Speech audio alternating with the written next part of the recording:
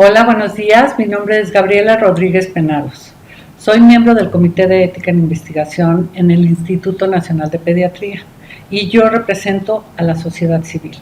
Soy abogada por la UNAM, tengo algunos estudios de trabajo social y represento a la sociedad en la revisión de protocolos de investigación. Voy a tratar de acercarles en esta plática ciertos dilemas éticos y errores comunes que se someten al Comité de Ética en protocolos de investigación, en la elaboración del aviso de privacidad y el manejo de datos personales durante el transcurso de la investigación médica. Todo se resume un poco a este capítulo 17 de la Ley General de Niños, Niñas y Adolescentes. Es decir, hay un derecho a la intimidad personal y familiar que se reconoce por ley, y ahorita iremos a la Constitución, hacia los niños, a los menores de edad. Hay una divulgación o difusión ilícita que puede causar un daño. Se reconoce a un niño como un grupo vulnerable de especial atención y que tiene un interés superior que cualquier otro grupo vulnerable. Y también en este artículo se ve que se maneja a través de un tutor, es decir, todos sus derechos están siendo ejercidos a través de un representante, un tutor, madre o padre. La privacidad es un derecho humano. Es un atributo de la personalidad, puede afectar la imagen, puede afectar la dignidad, el honor, la reputación. Se puede hacer mucho daño en la esfera más íntima de las personas. Y existen dos dimensiones, la privada y la pública. En la pública se dan ciertos identificadores como una credencial, una fotografía, el nombre, el domicilio, etc. Y la privada se habla de la intimidad, son datos distintos. Y en la pública podemos hablar de que el dilema es la información que se da en niños, en población infantil, ¿no? Son propensos a no medir riesgos, se pueden crear perfiles a muy temprana edad sobre ellos, porque tienen una inmadurez en la publicidad engañosa, se dejan llevar y manejan muchísimo las tecnologías de información que ahorita no tienen freno, no tienen controles.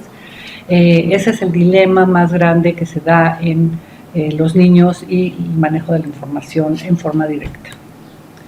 El conocer el estado de salud no hace daño necesariamente, ¿no? A una persona, no le hace un daño físico, pero sí puede crear un daño moral que va a desfavorecer por completo en la autoestima y puede causarle exclusión y discriminación.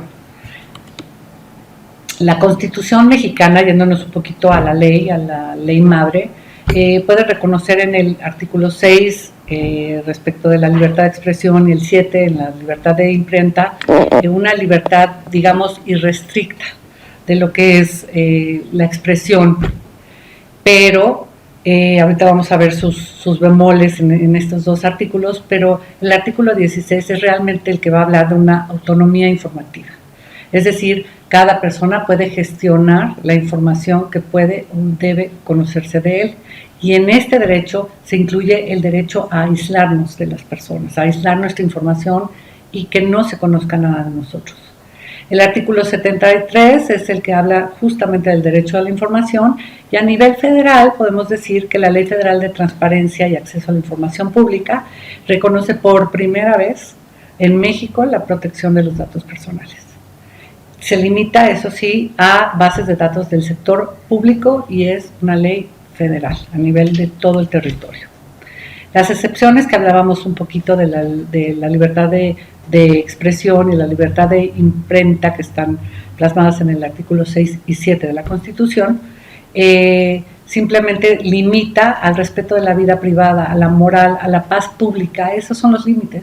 Puedo escribir, puedo publicar, puedo decir lo que yo quiera, siempre y cuando limite a la moral, a la paz pública y a la vida privada de los otros. Por eso es muy delicado en los medios de comunicación el manejo de información cuando se dicen mentiras, cuando no es exacto, puede causar realmente un daño incluso a nivel social. ¿Cómo podemos asistirnos, cómo podemos auxiliar a todo este gran tema que es la información? El derecho la práctica médica en el tema de la salud, los principios en derechos humanos y la bioética van a hacer un trabajo conjunto entre los 4 para estar creando medidas para asegurar esta conservación de la confidencialidad, la integridad, la disponibilidad, etcétera, y la práctica continua. La Ley Federal de Transparencia y Acceso a la Información Pública Gubernamental es una ley que tiene 2 funciones. Por un lado, es una ley que tiene de acceso a la información, acceder a la información pública. Por otro lado, es una ley de protección de datos personales privados de personas. Entonces, la actuación del INAI es como garante, pero también es regulador del derecho al acceso de información pública y de la transparencia. Entonces, ¿cómo podemos tener una ley y un organismo que maneje 2 cosas que parecen ser contradictorias? ¿No? Es un regulador de derecho a acceso, es un órgano de transparencia, es un órgano de privacidad. La protección de datos personales tiene estas intenciones o tiene estos fines. Por un lado, es garantizar la confidencialidad de la identidad de los pacientes. Cada paciente con su padecimiento va a tener una identidad que lo va a distinguir de uno de otro con el mismo padecimiento. La integridad y confiabilidad de la información clínica, las medidas de seguridad para evitar que un tercero haga uso ilegal de esta información. Se debe de atender a criterios éticos y científicos que van a orientar toda esta práctica médica. Hay un acceso por parte del paciente a toda la información dentro del expediente que se tenga de uno como paciente, y hay un acceso también por parte del personal médico diferente a que en ocasiones va a participar en una de las partes del tratamiento. Mediante una orden judicial, también un tercero o una orden administrativa puede presentar un caso ante la Comisión Nacional de Arbitraje Médico, o en el caso de los estados también a nivel estatal, y va a poder acceder a cierta información, pero el revelar la información de manera ilegal puede tener consecuencias de todos tipos, administrativa, etcétera, y hasta penal. ¿Cuáles son los dilemas que se presentan aquí? Es conveniente que se separen los ordenamientos regulatorios del derecho a la información pública y la transparencia de qué es lo que hace el gobierno, etcétera. ¿Por qué? Porque en el Instituto Nacional de Pediatría y en muchos hospitales públicos se trata de información pública por el carácter del administrador y la encargada de regular la protección de datos personales de personas individuales, ¿no? Volvemos a esta contradicción, ¿no? Se trata de establecer reglas orientadas totalmente al tratamiento por organizaciones públicas y privadas y que no sea únicamente restrictiva, ¿no? Sino también que se pretenda facilitar el uso ordenado de toda la información. A nivel estatal, ¿cómo estamos? Bueno, a nivel estatal tenemos estados como Colima, Jalisco, Tlaxcala, que tienen sus propias leyes en protección de datos para el sector público y protección de datos para el sector privado. Son muy completas. Tenemos otros estados como Guanajuato, Coahuila, Oaxaca y Ciudad de México que regulan la protección de datos personales, pero del sector público, únicamente del sector público. Y la mayoría de las otras legislaciones van a dar capítulos en ciertas leyes que refieren el tratamiento y la protección de datos personales, pero que no tienen el carácter de ley específica. Entonces se trata de estas 2 leyes con el mismo objetivo, y en materia de salud están leyes del sector salud que hablan del tratamiento y de la práctica médica, y leyes de protección de datos personales que también van a regular otros campos como el financiero, por ejemplo, ¿no? Y esto va a pretender en el sector salud generar un equilibrio entre el interés público, pero también el interés del paciente. ¿Qué se busca con esto? Se busca evitar conflictos prácticos en materia de salud. Se busca que haya un derecho de intimidad suficiente para el paciente, pero que a la vez se pueda acceder a toda la información para preservar la salud del paciente, Mientras más datos se le dé a un médico, a una institución, mientras más análisis, estudios y se conozca mejor el padecimiento, más posibilidades tiene esa persona de tener éxito en sanarse, en la investigación médica también. Mientras más información se dé, pues bueno, se pueden generar nuevos hallazgos. ¿Qué es lo que pasa en este círculo en materia de salud y en materia de generación de políticas públicas? Hay una práctica médica cotidiana. Todos los días el médico paciente se va encontrando con distintos escenarios, distintos casos, que le generan ciertos cuestionamientos de carácter ético y legal. Esto tiene que actuarse a través de principios generales de ética, de derecho, de bioética y de la práctica médica. Se generan formas de tratarse, y esto llega a crear una necesidad que va a crear estructuras normativas nuevas y funcionales y administrativas. Estas son las que van a generar también políticas públicas en materia de salud. ¿Y qué es lo que pasa? Que muchas veces la ley y las instituciones encargadas de aplicar esa ley no se dan en forma simultánea. A veces se emite una ley y se queda sin poderse aplicar porque no está la ley orgánica del organismo, porque no hay funcionarios, y para cuando esto ya existe, ya cambió la ley o ya cambió la necesidad, ya se generaron otros dilemas y vuelve a cambiar y empezar el ciclo de nuevo. ¿Cuáles son estos principios? Bueno, empecemos por el principio de licitud. El principio de licitud refiere al pleno cumplimiento de la legalidad y de los derechos del individuo cuya información va a estar sometida al tratamiento, ¿no? Es decir, la buena fe no es suficiente. No saber la ley no exime de responsabilidad. Ese es otro principio legal y en materia de salud esencial en la práctica. Otro principio es el de finalidad. Este es uno de los principios más importantes y me voy a detener un poquito en él. El tratamiento únicamente debe de ser llevado a cabo en el ámbito de finalidades determinadas, explícitas y legítimas, relacionadas con la actividad del responsable de la información. Es decir, no se trata de un acervo ilimitado de información y de datos que puedo usar sin problema, ¿no? Hay que tener un fin específico.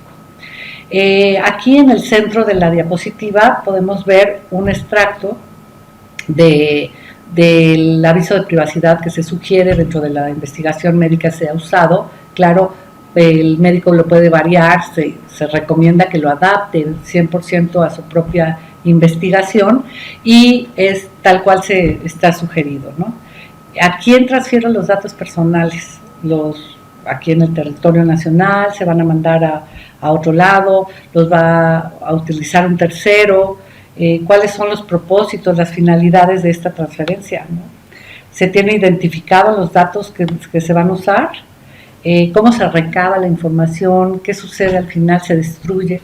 Entonces, aquí se dan unos espacios para ser tachados, donde dice específicamente cuál es el estudio, el número, el nombre del estudio médico para el que se van a usar. Es decir, el hecho de que yo firme un aviso de privacidad con el Instituto Nacional de Pediatría no quiere decir que lo pueden usar para otros estudios diferentes o para unos fines diferentes que el estudio al que yo me voy a someter. El principio de proporcionalidad es un principio que marca que el tratamiento va a obedecer al tratamiento de la mínima cantidad de información necesaria para conseguir la finalidad que estoy persiguiendo. Es decir, voy a tomar del expediente médico únicamente lo que requiero. El Comité de Ética en Investigación verifica siempre que sean explícitos y es un verdadero reto enorme, en el caso de la población infantil, lograr estos objetivos. En ocasiones son muy cortos, en ocasiones es largo, es técnico, poder explicar siquiera el título de la investigación, ¿no? Entonces, ese es el reto, ¿no? Dar la mínima cantidad de información dentro de un lenguaje que sea claro. en el tipo de población de que se trata. El principio de calidad es la calidad del dato de lo que estamos hablando y ha de entenderse como la vinculada a su veracidad y exactitud, de forma que aquel refleje fielmente la realidad de la información que se va a tratar, la calidad del dato. Otro de los principios es el principio de información, ¿no? Aquí vamos a centrarnos en el aviso de privacidad, es decir, cuál es el padecimiento, cuáles son sus características o del medicamento que se está explorando, ¿no? Cuáles son sus efectos secundarios, sin asustar a nadie, pero dando realmente una información de realidad al paciente o a su tutor en este caso. Entonces se da a conocer efectivamente a los titulares, el dueño de la información, la existencia del tratamiento, cómo se usa, etcétera, y además, dentro de ese tratamiento, cómo se usa la información. Hay un principio de consentimiento que también nos vamos a detener aquí un poquito, donde vamos a entender al consentimiento como la manifestación de la voluntad como causa principal legitimadora del tratamiento de los datos personales. Debe de ser libre, específica, inequívoca e informada. ¿Por qué? ¿Por qué hablamos de que tiene que manifestarse la voluntad si el aviso viene de quien lo trata, ¿no? Y el consentimiento informado, que ahorita veremos, se emite por el que es titular de la información? Bueno, porque se trata de datos sensibles, ¿no? Si se trata de datos sensibles y la salud siempre va a ser un dato sensible, entonces necesito la firma dentro del propio aviso de privacidad.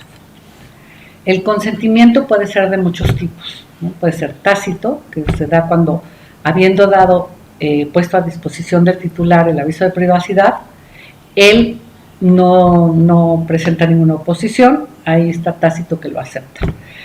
Otro es expreso y por escrito, cuando se trata de datos sensibles, de nuevo los de salud son datos sensibles, y expreso que en otros casos y en otros campos, como puede ser financieros, etcétera, o patrimoniales, pero en la salud siendo datos sensibles y los menores teniendo una autonomía progresiva para ir pudiendo en distintas etapas de su desarrollo, decidiendo en forma autónoma cada vez más, pues bueno, llegará un momento en que puede ir cambiando si antes habían consentido por él y ahora él puede consentir por sí mismo. El consentimiento informado también hay toda una norma oficial mexicana que habla y que trata este tema en forma particular, porque se trata de cómo y todas las modalidades en que se debe de manifestar el consentimiento y la voluntad, pero está limitado a manifestar la voluntad del titular para recibir un procedimiento médico, ¿sí? No toma en cuenta el tratamiento de los datos personales, no necesariamente, por eso se habla de un documento por separado, ¿no? El personal de salud recaba el consentimiento, pero se supone que ya informó a la persona cuál va a ser el tratamiento, cuál va a ser el procedimiento, y se debe de explicar los riesgos y los posibles efectos secundarios y lo esperado, pero está limitado únicamente a esto, al conocimiento del tratamiento, pero no del tratamiento de información. Entonces el consentimiento se otorga generalmente por el paciente, necesariamente por el paciente o sus tutores en este caso, pero el aviso de privacidad por el responsable de tratar la información. En el caso de las instituciones del sector público, podemos hablar que quiénes son en materia de salud los que van a hacer el tratamiento y el uso de la información y emitir el aviso de privacidad. Hospitales públicos, médicos, pero en su carácter de funcionario público. Un médico que tiene práctica privada, en aquellas actividades que realice en la práctica privada se va a tratar como una persona, un particular, pero en una institución pública se va a ser tratado como un funcionario público. Y también los centros de salud corren la misma suerte. En el caso, y estos son tratados por la Ley Federal de Transparencia y Acceso a la Información Pública. Ahora, en el caso de instituciones del sector privado, estamos hablando de estos médicos que hablábamos que daban una práctica privada, hospitales, farmacéuticas, laboratorios, aseguradoras, que muchos de ellos son promotores de investigación. para descubrir nuevos tratamientos y avances en la ciencia médica. Ellos se tratan por la Ley de Datos Personales del INAI. ¿Cuándo sucede esto? Bueno, en 3 momentos, ¿no? Previo a la obtención, es decir, cuando se da por medios electrónicos, ópticos, por cualquier tecnología de la información como un correo de internet. Por ejemplo, un ejemplo sería que el titular llene un formato a través del internet y proporciona su información personal. Antes de entrar al llenado de la fórmula te dicen, mira tu aviso de privacidad, lo voy a usar para esto, para que decidas si lo llenas o no. El segundo caso es el primer contacto con el titular. Aquí los datos de la persona se obtienen de manera indirecta y se da un tratamiento para ser utilizado por ejemplo, un proveedor de bases de datos, etcétera, ¿no? Porque esa persona los va a tratar, no es ajeno a la información, pero los va a tratar para mí. En el tercer caso, este es previo al aprovechamiento de los datos personales, es decir, ya los di, pero todavía no los he usado. Entonces, no los has usado tú. Ahí también se da un tercer momento del aviso de privacidad. ¿Qué son los datos personales en sí mismos? Es cualquier información concerniente a una persona física, identificada o identificable. Es decir, ¿cómo identificamos a un paciente de otro con el mismo padecimiento? Tiene en ocasiones una credencial, lleva un nombre, lleva una fotografía, etcétera, ya lo habíamos mencionado. Y aquí en el recuadro de la presentación podemos ver otra vez un extracto del aviso de privacidad que hemos sugerido para ser presentado en forma ampliada y adaptado a la investigación de cada médico, donde se puede también tachar el renglón de que se trate, y se da el nombre, la credencial, la dirección, números de contactos para hacer el regreso, lugar de nacimiento. Estos son los datos personales normales con los que una persona se va a desempeñar en la sociedad. Pero, ¿qué son los datos personales sensibles? Son aquellos que afectan la esfera más íntima del titular, ya lo habíamos hablado, y que puede dar origen a discriminación o a un trato indebido. Y un riesgo, en el caso de menores también es muy riesgoso. En el Instituto Nacional de Pediatría, también en el aviso de privacidad se tiene un apartado cuyo extracto estoy mostrando, y donde se pueden dar como ejemplo de origen racial y étnico, un estado de salud presente, pasado y futuro, ¿no? Como un pronóstico, información genética, creencias religiosas, filosóficas, morales, afiliaciones sindicales, opiniones políticas, preferencias sexuales. Hay muchos tipos de información que parecen no ser necesarios para algunas cosas, pero por ejemplo en lo que es la investigación social, pues se utilizan y se utilizan mucho, y hay que tener especial cuidado con los datos sensibles y con los datos que son íntimos de una persona.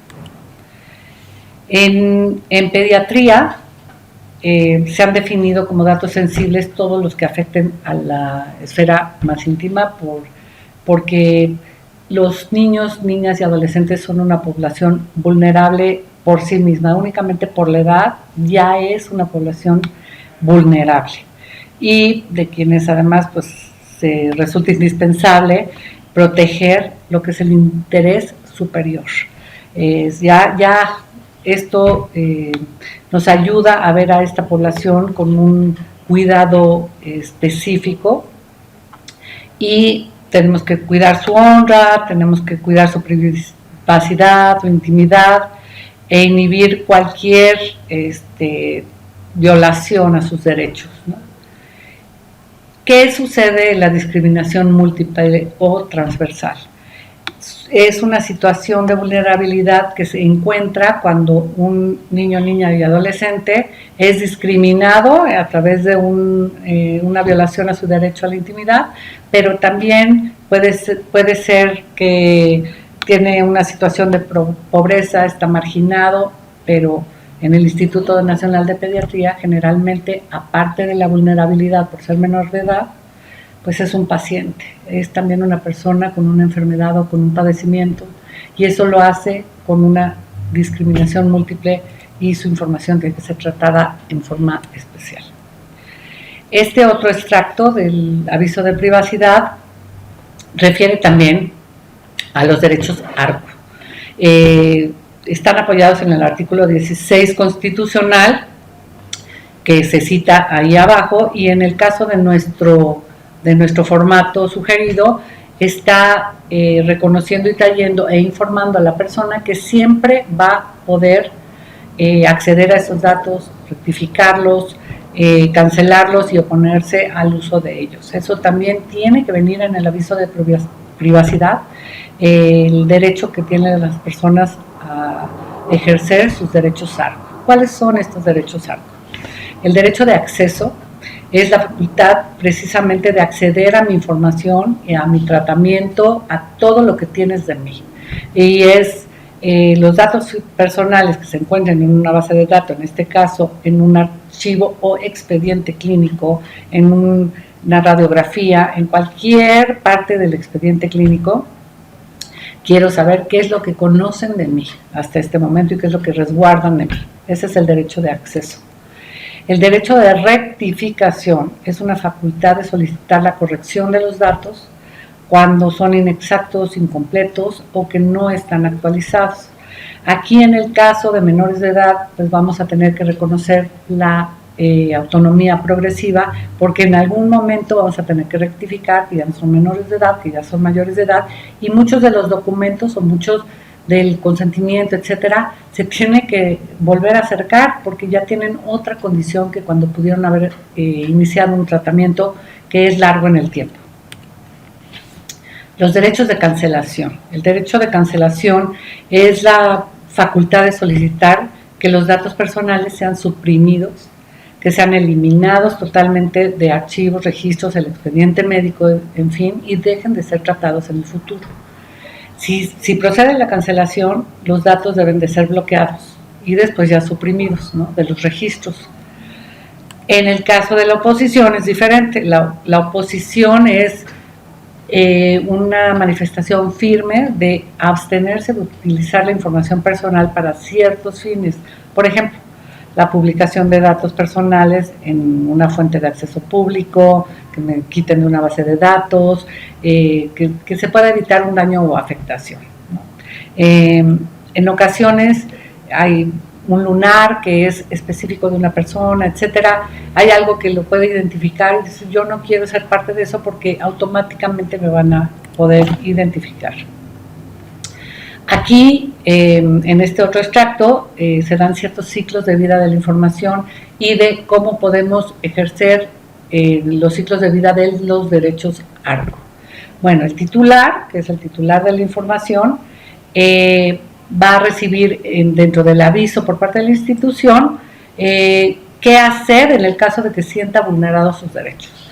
Va con el encargado de la información, que es el responsable de generar la información y de tratarla, y esto se lleva a un comité de transparencia, etcétera, y con eso yo ya ejerzo mis derechos ARCO, pido cualquiera de los supuestos anteriores, y si no, hay un recurso externo, que es el INAI, también los tribunales administrativos y todas estas comisiones externas de transparencia que ya van a tratar directamente con el instituto. Los protocolos de investigación en el sector salud se trata de anonimizar los datos. ¿Qué es este proceso de anonimizar los datos?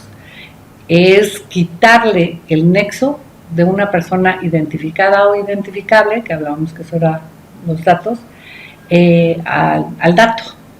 Se da el dato sin el dato de la persona que lo hace, sin el nombre, sin la foto, sin nada. Pero hay dos tipos. Hay un dato anonimizado que es irreversiblemente disociado, donde no es posible volver a asociar el nombre con el dato. Ya, se tira la llave. Y el otro dato es el codificado o reversiblemente disociado. Y aquí sí se tiene la posibilidad de hacer la operación inversa en beneficio de la persona que es sujeta de la investigación. ¿Por qué? Porque en ocasiones es bueno revelarle los hallazgos y poder ayudarle a sanar o a tener más opciones dentro de de su tratamiento de salud. ¿Qué sucede con las muestras biológicas de sangre, los datos genómicos? Bueno, se conserva en el ADN información íntima y también información que es identitaria, es exacta de la persona y de nadie más.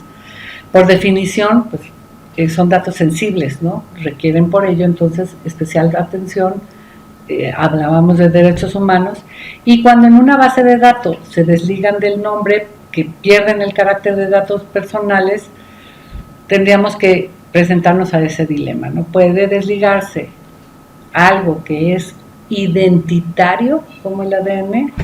Es el primer dilema médico que vamos a presentar aquí y que va a ser motivo de otra plática dentro de este ciclo.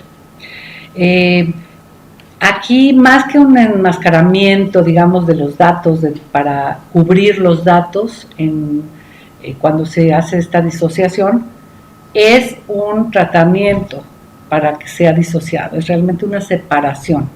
Si ya separé el dato, entonces ya deja de aplicarse la Ley Federal de Datos Personales. ¿Por qué?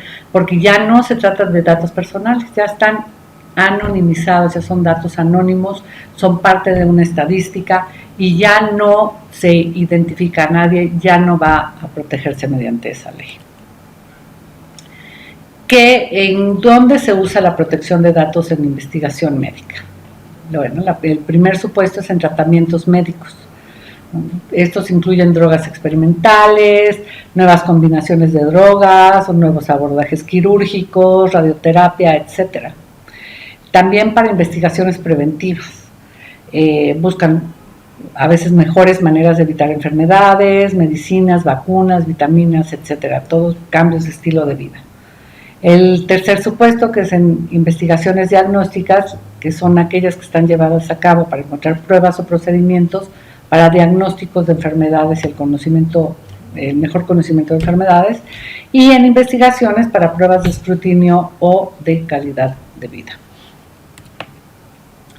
¿Qué es el expediente médico? Aquí el expediente médico o expediente clínico es un documento que deja constancia de la información, pero también de los procedimientos. Es decir, también maneja la identidad y el padecimiento, ¿no? Son registros por excelencia completos de salud en su más amplio sentido de la palabra, y tiene muchísimos rasgos de la vida de la persona, incluso costumbres, pensamientos, es la madre de toda la información. Y pues sí, tiene todo el transcurso de la atención médica, los procedimientos, las actividades de cada actividad que el mismo médico realiza. Se habla de integración de expedientes como un elemento de acreditar la calidad de los servicios médicos. Entonces, se vuelve especialmente importante ese documento, porque también, como decíamos, maneja la identidad de la persona, ahí sí completa, pero también las especificaciones del padecimiento. Aquí hay ciertos cuestionamientos sobre quién es el titular, ¿no?, del expediente. Bueno, el hospital público es el titular del expediente, pero el médico tratante es el que genera, digamos, la propiedad intelectual al llenar. El médico tratante, la enfermera, todos los que van a meter notas dentro del expediente, y el paciente es el titular o el dueño de los datos que componen el expediente. El paciente va a tener un derecho a una copia del expediente en su ejercicio del derecho de acceso a la información, y el hospital público va a generar va a tener que conservar los expedientes médicos originales, digamos, y en el caso de expedientes, por ejemplo, psiquiátricos, el paciente va a tener acceso, pero a través de un profesional de la salud.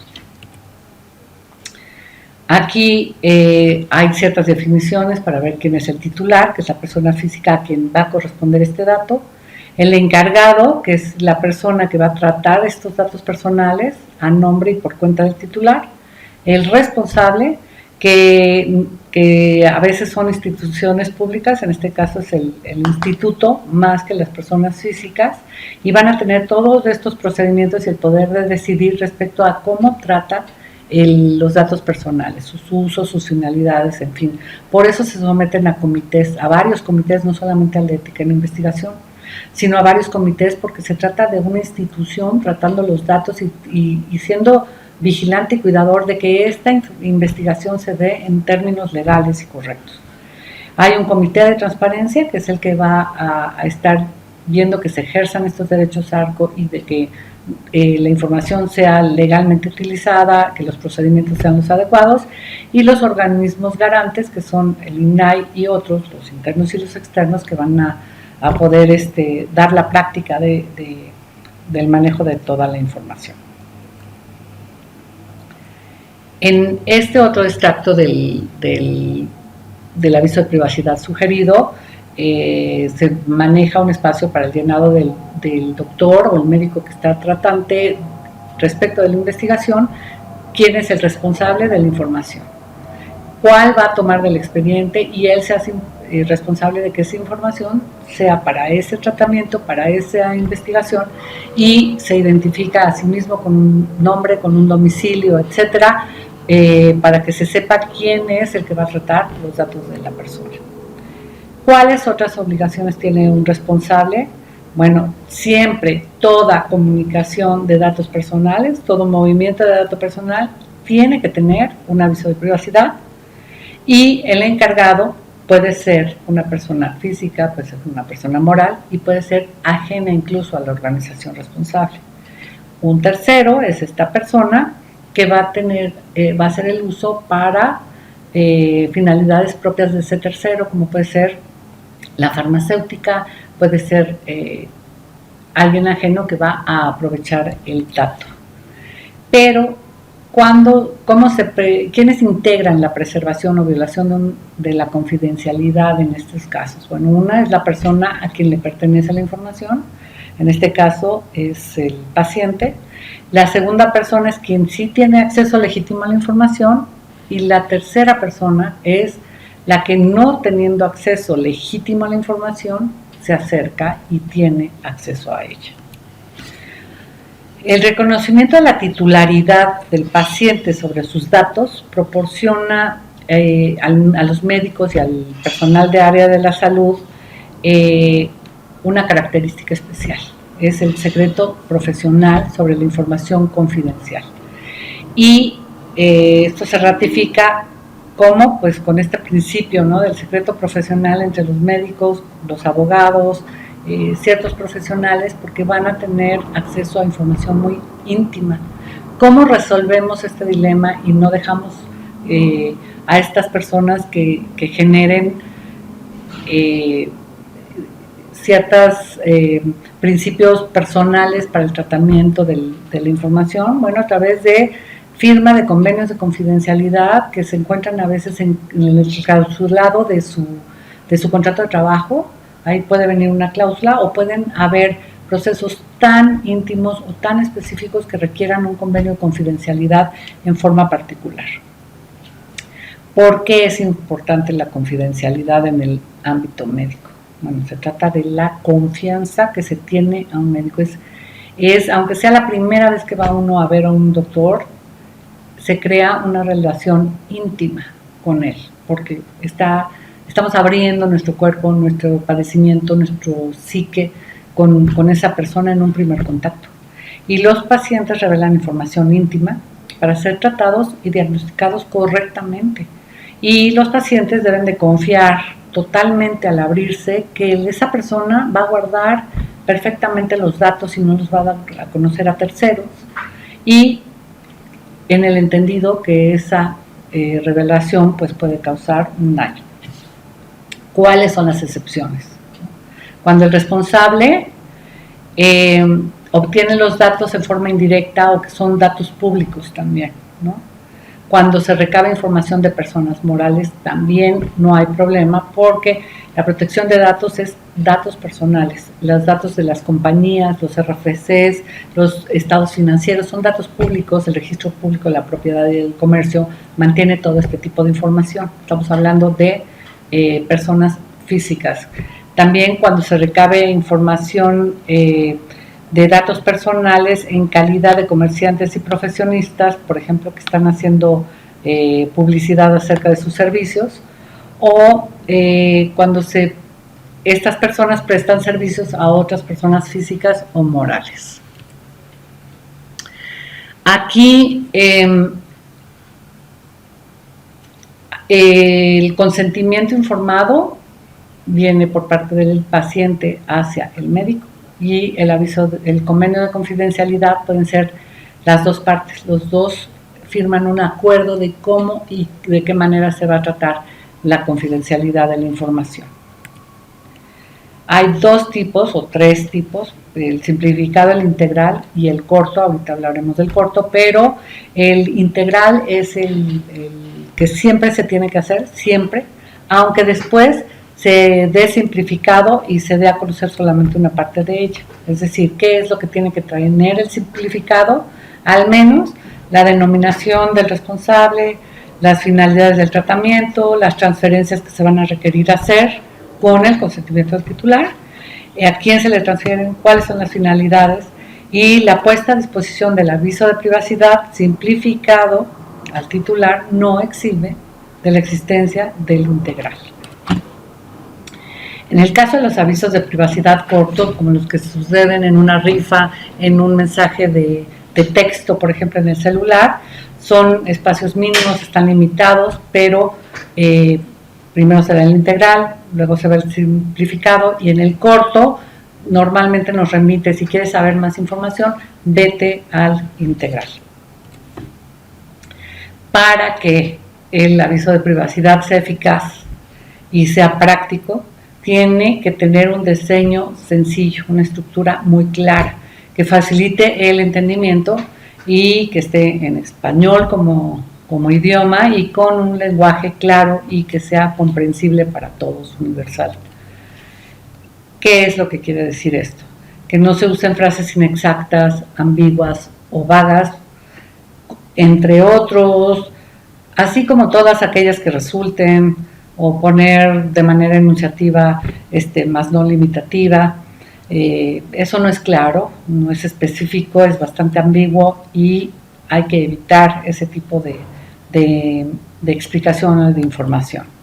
Tampoco se deben de incluir textos o frases que induzcan al titular de manera engañosa o fraudulenta a seleccionar una opción en específico. Por ejemplo, le recomendamos que nos autorice el uso de información personal sin restricción alguna para hacer más eficientes nuestros servicios. O decir, por ejemplo, para investigaciones futuras. Eso causa muchísimos problemas dentro del Comité de Ética en Investigación.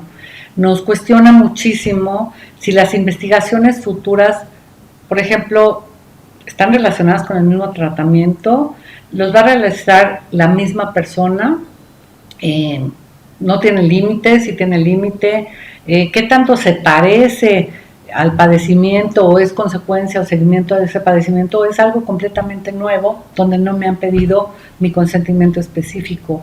Esto causa mucho problema, esta inducción de frases como investigaciones futuras. Por lo menos a mí en lo personal sí me causa bastante ruido.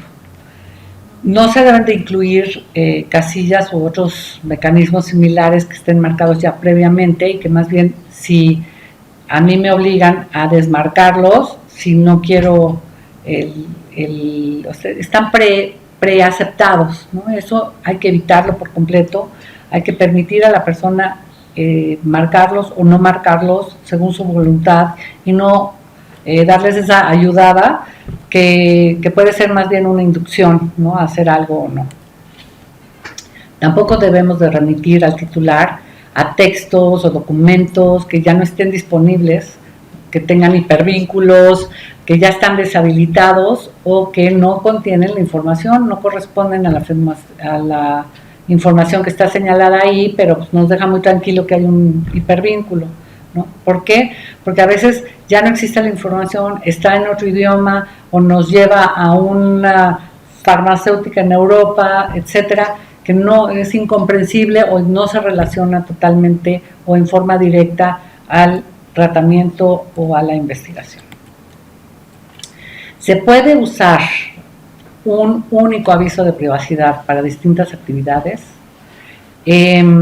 Aquí el número de avisos de privacidad que debe de tener un mismo responsable depende totalmente de las características de los tratamientos que se lleven a cabo en las distintas actividades que él realiza.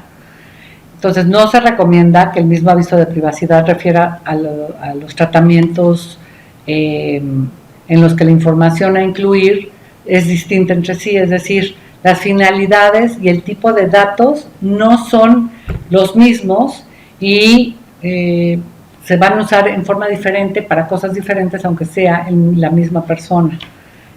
Hay que hacer un aviso de privacidad por cada actividad, aun cuando se trate de la misma persona o en el mismo instituto.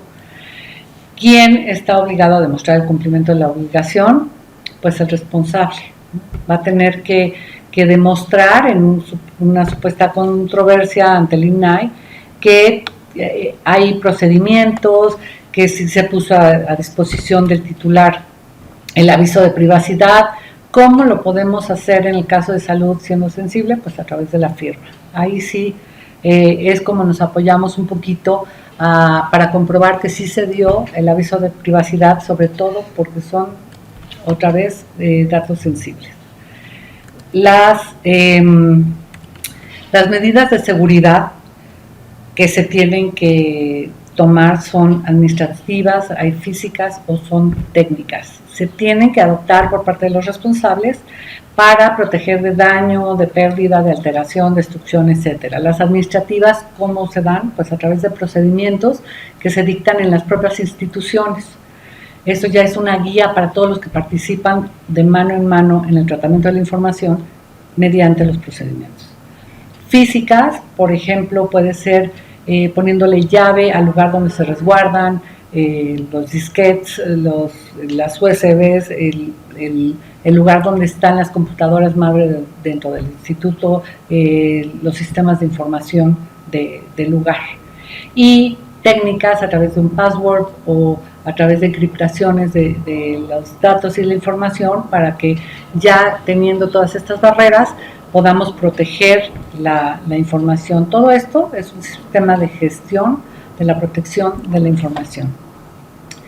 ¿Qué implica la puesta a disposición del aviso de privacidad? Es decir, está obligado el responsable a entregar una copia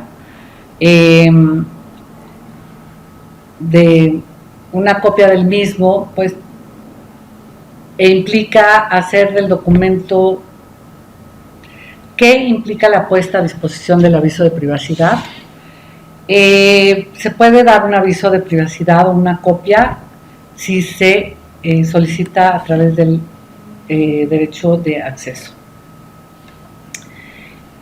A partir del 2003, los pacientes han utilizado la ley para obtener copias íntegras de los expedientes clínicos, ¿no?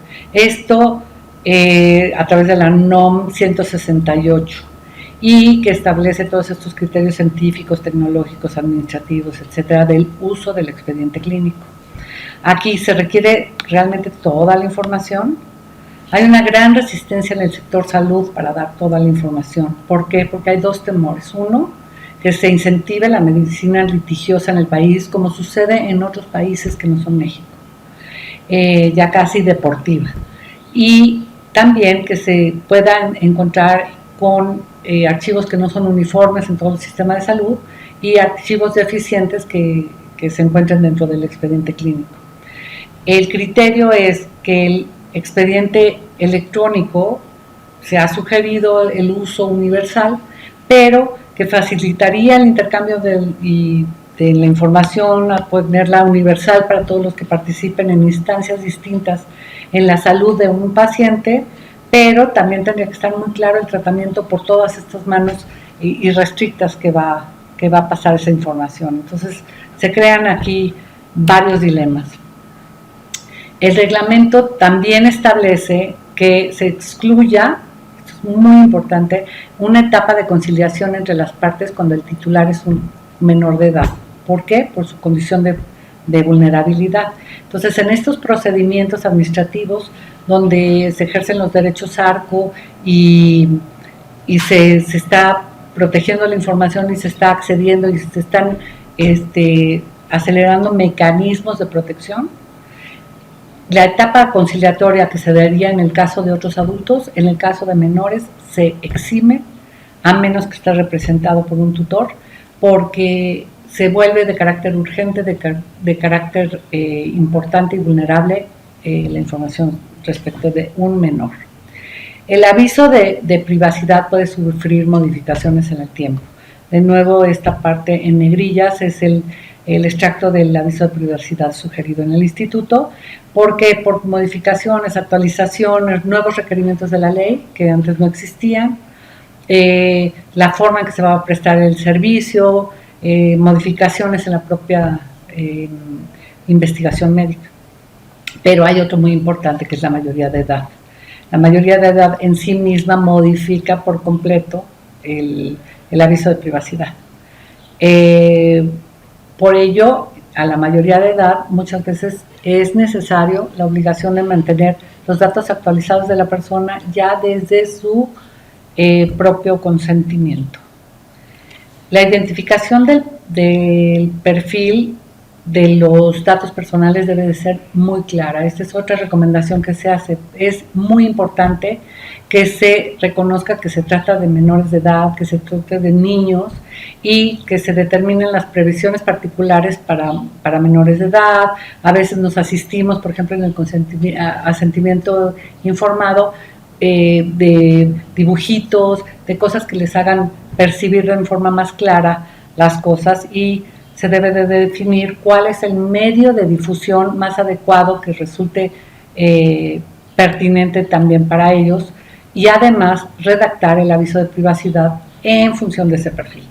Niñas, niños, adolescentes afectados tienen grados de desarrollo cognitivo completamente distintos y se debe de evitar, por ejemplo, a la hora de estar explicando el tratamiento, utilizar términos médicos o muy complejos, ¿no? Como decir, estudiar estados confusionales dentro de la categoría de trastornos de la conciencia. Eso es completamente inaccesible, y en el trato de menores, pues con mayor razón, ¿no? Con mayor razón tendríamos que estar siendo muy claros, ¿no? Cómo decir, cómo acercar el padecimiento. ¿Cuándo pueden los médicos proporcionar registros a los investigadores que no están relacionados con la atención clínica del paciente? Esto es muy importante. No es ético estar pasando la información de médico en médico, ¿no? Pero sí se puede permitir si ya la información identificadora ya no está en los informes publicados. Ahí sí, pero si no se han retirado estos identificadores, pues no se puede pasar, aunque sea entre colegas, que no, a un tercero que no está directamente involucrado en la atención del paciente.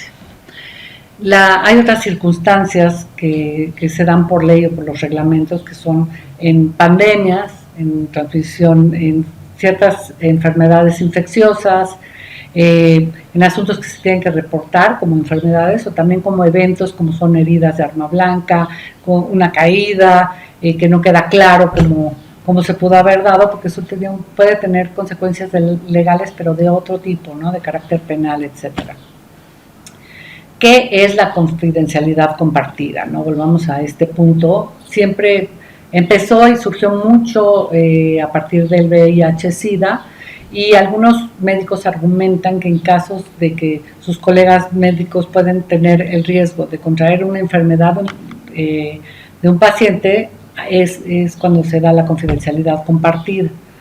Otros argumentan que sería una violación inaceptable a la información médica en casos que otros médicos que no necesitan el diagnóstico para atender a un paciente de otra cosa, de una enfermedad que no esté relacionada. ¿Cuál es el dilema y cómo se resuelve? Bueno, los trabajadores de la salud deberían de tomar precauciones universales no necesitan esa información si van a hacer un tratamiento que no esté relacionado con eso y que no los expone en forma directa.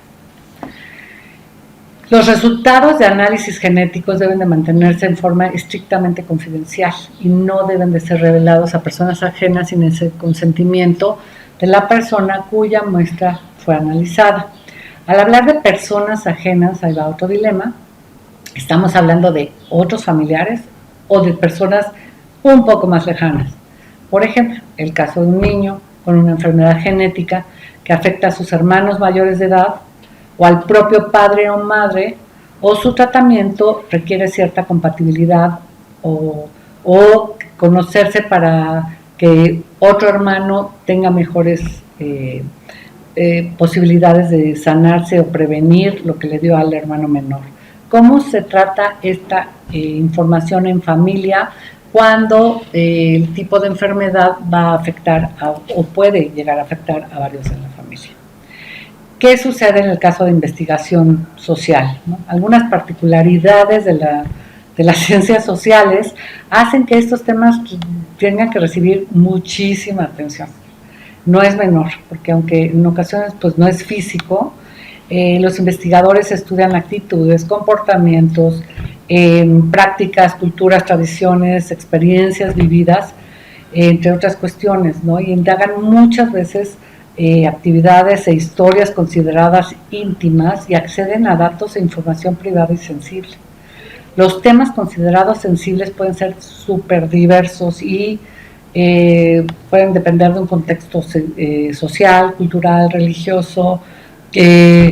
Algunos de ellos son actividades, por ejemplo, ilegales, ¿no? Como el consumo de drogas, prácticas controvertidas moralmente, como el tipo de trabajo sexual o prostitución, experiencias traumáticas vividas, abuso sexual, migración forzada, afiliaciones políticas, prácticas religiosas, historias íntimas, historias de homosexualidad y preferencias sexuales, historias de todo tipo que van determinando a una persona hasta que llegan a ser las suyas, entre muchos otros temas, ¿no? El papel del tutor puede ser en ocasiones la persona que ejerce violencia en casos de estudios sobre violencia y es el gestor y cuidador de la información. ¿Qué tanto puede un titular de la información, siendo menor de edad, que es maltratado por la persona que ejerce la patria potestad, estar bien cuidado, ¿no? ¿Cómo podemos resolver este dilema, ¿no? ¿Cuándo puede un médico revelar la información a sus familiares? En todos los casos que el paciente dé permiso, cuando el paciente no tiene capacidad y se da a través del representante, o pongamos otro dilema y controversia. Un médico realiza una cirugía, revela los resultados a la familia en la sala de espera, porque es un resultado inmediato, y este resultado de la cirugía va a afectar a los familiares. Otro sería los padres de un niño que necesita un trasplante de médula ósea y se someten a un análisis de compatibilidad. Ahí se puede revelar la no paternidad, ¿no? ¿Qué debe decir el médico? ¿Qué historias están dentro de la familia que pueda uno violentar, ¿no? como médico o no? Y los familiares, por ejemplo, de otro caso, de un niño que necesita un riñón y que la persona muere de miedo o su religión no se lo permite, y le pide al médico que mienta sobre la compatibilidad para no dar el riñón. ¿Qué debe de decir el médico? ¿A quién se lo debe decir? ¿Al paciente que ya tenga 16 años? ¿A la familia? Etcétera. Es un dilema importante en la práctica médica. En algunas culturas también es habitual que cuando hay un diagnóstico de una enfermedad muy fatal, no se le quiera decir, por ejemplo, en el caso de un adulto mayor y un cáncer, que no se vaya a deprimir, que el estado anímico no ayude a la evolución de una enfermedad fatal. Entonces se pide, por favor, no le diga al familiar, pero un adulto mayor no es capaz de tomar sus propias decisiones, no estamos coartando un poquito la autonomía de decisión sobre la información, aunque sea por su bien, ¿no? Es coartar la autonomía, pero ¿qué es lo que uno puede decidir? No conocemos tanto a la situación, o como médicos no conocen al paciente en su forma íntima y de pensar y de su estado depresivo, ¿qué debe de hacer para respetar al 100% la información y ser cuidadoso, pero a la vez veraz?